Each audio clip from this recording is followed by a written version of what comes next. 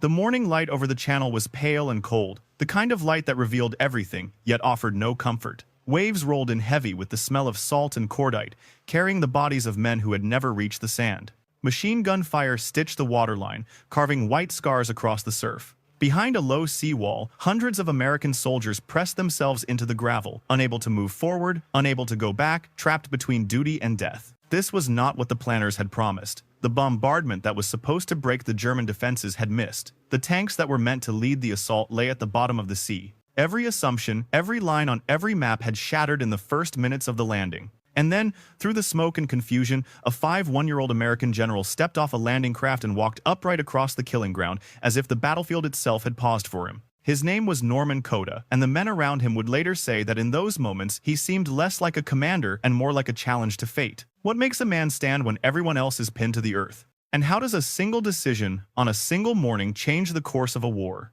The catastrophe at Omaha did not begin on the sand. It began months earlier, in conference rooms where the planners of Operation Overlord put their faith in firepower. American doctrine insisted that sheer weight of explosives could break any fixed defense. Battleships would pulverize the bunkers. Bombers would crater the strongpoints. The infantry would advance across a beaten shoreline, meeting only scattered resistance. On paper, it looked inevitable. But across the channel, Field Marshal Erwin Rommel understood the danger more clearly than anyone. Having witnessed Allied bombardments in North Africa, he knew what naval guns and heavy bombers could do. So he rebuilt the Atlantic Wall not to withstand the first blow, but to survive it. He ordered concrete bunkers with walls 6 feet thick, positioned them with interlocking fields of fire, and filled every approach with mines, steel hedgehogs, and wooden stakes tipped with explosives. "Stop them at the waterline," he told his officers.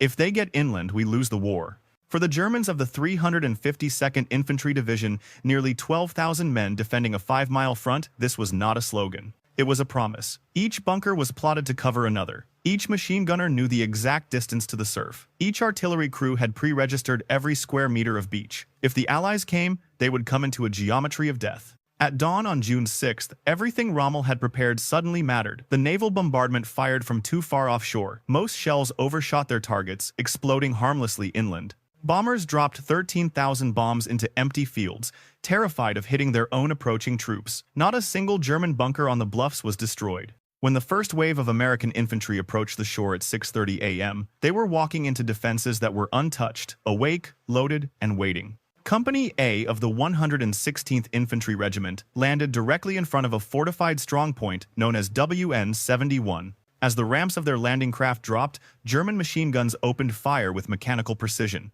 32 men fell before they even reached the water. Those who survived the first burst plunged into the surf, carrying 60 pounds of equipment too heavy to swim, too slow to dodge. Some drowned. Others were cut down as they tried to wade forward. Within 30 minutes, 96% of the company was dead, dying, or unable to fight. They had ceased to exist as a functional unit. Around them, the beach was breaking apart.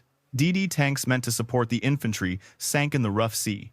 Engineers carrying Bangalore torpedoes were killed before they could clear the wire. Radios shorted out in the water. Units landed in the wrong sectors. Officers were separated from their men, and entire companies dissolved under fire. The seawall became a graveyard of equipment, helmets, rifles, packs abandoned by soldiers who could do nothing but press themselves into the gravel and pray the next shell was meant for someone else. The plan had assumed the defenses would be broken. Instead, the soldiers were. And Omaha Beach, 5 miles of sand and steel, was beginning to swallow the invasion whole. The turning point on Omaha did not arrive with a new plan or a sudden stroke of luck. It arrived in the form of a single man walking upright through fire. Brigadier General Norman Cota moved across the beach as though immune to the chaos around him, bullets snapping past his shoulders, mortar blasts shaking the ground, sand spraying his uniform.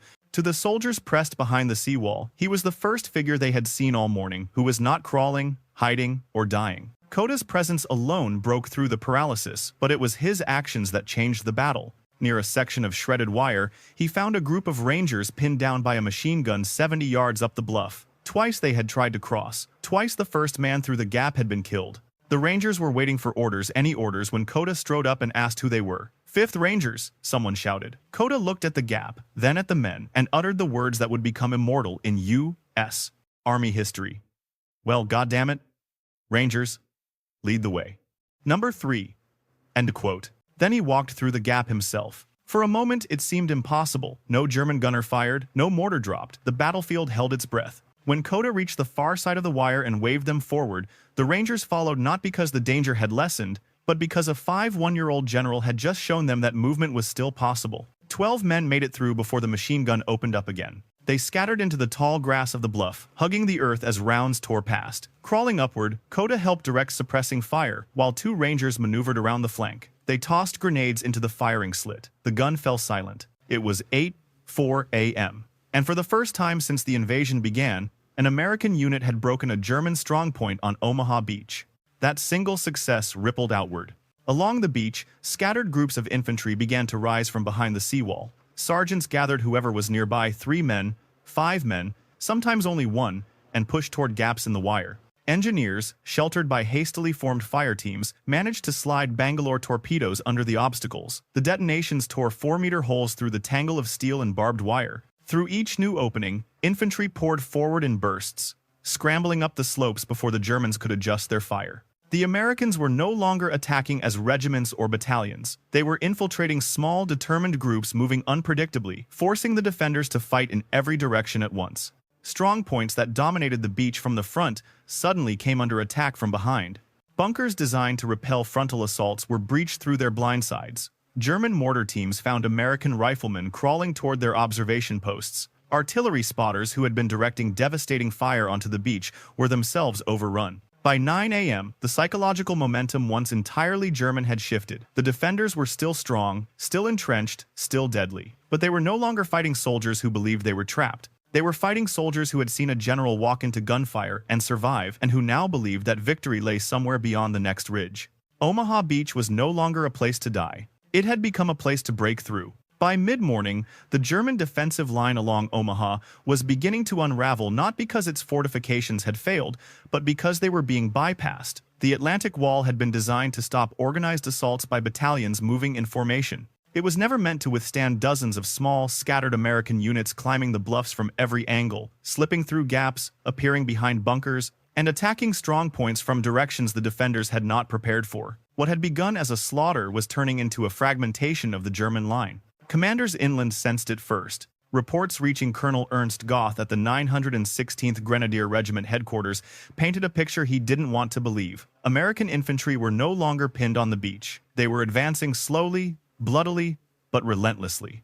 At some strong points, German machine gunners were running low on ammunition. Mortar teams were rationing shells. Artillery batteries, cut off from supply trucks by cratered roads and ruined communication lines, had only a fraction of their planned load. The Americans, whom they had been assured would die on the waterline, were now climbing through the hedgerows. Still, orders from higher headquarters were uncompromising. Hitler had personally demanded that every meter of French soil be held. Retreat was forbidden. That meant German soldiers stood their ground until their ammunition ran out, until their positions were flanked, until they were overwhelmed or killed. Some surrendered in small groups. Others fought to the last round.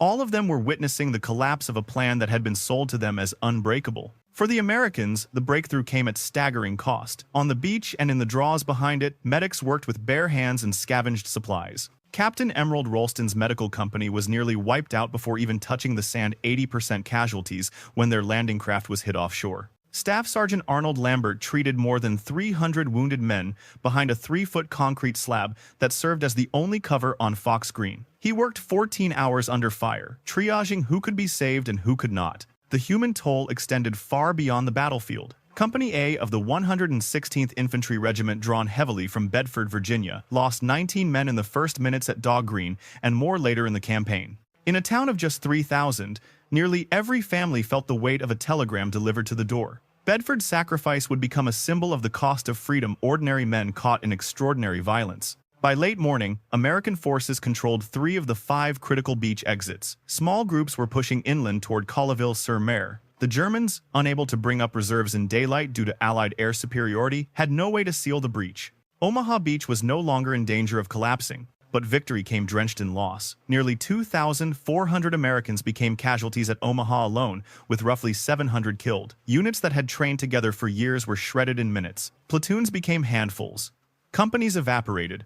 And yet the breakthrough stood fragile, hard-won, carved out by men who chose to move forward when staying meant certain death. When the smoke thinned and the tide rolled in, Omaha Beach was secure. The price written in blood. In Washington and London, the success of D-Day was measured not only by the ground gained, but by the long chain of consequences that would follow. Omaha Beach, more than any other sector, carried a strategic weight far beyond its 5 miles of sand. It was the hinge that held the Western Front together. Without it, the entire Allied invasion risked becoming a fractured, isolated assault, one that Germany could defeat piece by piece. The British and Canadian beaches to the east, Gold, Juno, and Sword, had succeeded in pushing inland with comparatively lighter casualties. Utah Beach to the west had also secured its objectives. But none of these landing sites offered the depth, the road network, or the direct access to high ground that Omaha provided. A failure there would have opened a 30-mile gap between the Allied forces, a void the Germans could exploit with concentrated counterattacks. Even divisions that had been pushed off the sand might have been forced back into the sea in the following days. American strategists knew that logistics were destiny. The push toward Paris and the eventual drive into Germany required deep water access, room for supply depots, and corridors wide enough to support armored thrusts. Omaha was the anchor. Without it, the front would stretch thin, supply lines would choke, and the momentum of the invasion so painstakingly built would collapse under its own weight. Across the world, the stakes were even higher. Stalin had long suspected the Western Allies of delaying the Second Front in Europe. Another failed amphibious assault, especially on the scale of Overlord, might have confirmed his worst suspicions. Desperation could have pushed the Soviet Union to negotiate a separate peace, altering not only the map of Europe but the entire post-war balance of power. Instead, the breakthrough at Omaha sent a different message. The Western Allies were all in. They had bled on the beaches, endured catastrophic losses, and still pushed forward. It signaled commitment, resolve, and the beginning of a sustained offensive that Germany could not hope to reverse. For the American public, Omaha became both a triumph and a mourning ground. News of the casualties filtered home slowly, sometimes incompletely, but the broader meaning was unmistakable. The beach was a gateway not only to France, but to the liberation of a continent, the collapse of Nazi Germany, and the creation of a world shaped by Allied victory. Omaha mattered because the world after 1944 would be built on what happened there. In the quiet hours of the evening, long after the smoke of battle has drifted out to sea, Omaha Beach looks ordinary, just another stretch of sand shaped by wind and tide. But history is not written in what a place looks like today. It is written in what it demanded of the people who stood there. And on June 6, 1944, that narrow shoreline demanded everything. What happened on Omaha was not the triumph of a flawless plan. The plan had collapsed before the first wave reached the sand. It was not the triumph of overwhelming firepower. The bombardment failed, the tanks sank, the radios died. Instead, the breakthrough came from men who understood that even when strategy falters, courage does not have to. It came from sergeants gathering shattered squads, from engineers crawling forward with explosives, from medics saving lives with torn bandages and bare hands. And above all, it came from a general who walked into gunfire because someone had to show that the impossible could still be done. Norman Cota never sought glory for what he did at Omaha. His tombstone at West Point makes no mention of the beach, no reference to the moment that shaped the entire invasion. Yet his legacy runs through every ridge his men climbed, every bunker they cleared, every decision that turned despair into forward motion. Leadership is not a medal. It is the quiet force that makes others rise when everything around them is falling. The liberation of Europe did not begin in speeches or war rooms. It began when men who had every reason to surrender chose instead to move one step inland. Those steps taken in fear, exhaustion, and determination changed the fate of nations. They formed the first cracks in the wall that would eventually collapse the Third Reich. And they remind us, even now, that history turns on the courage of individuals who stand their ground when the world needs them to. As you think about their sacrifice, consider this. What lesson do we carry forward from a day when the cost was so high and the future so uncertain? If stories like this matter to you, stories of leadership, sacrifice, and the fragile hinge moments of history, feel free to share your thoughts below. We read every voice, from veterans to students, from Texas to Tasmania. And if you wish to follow more untold chapters from the past, you are welcome to stay with us on this journey. Because history is not only remembered, it is kept alive one story at a time.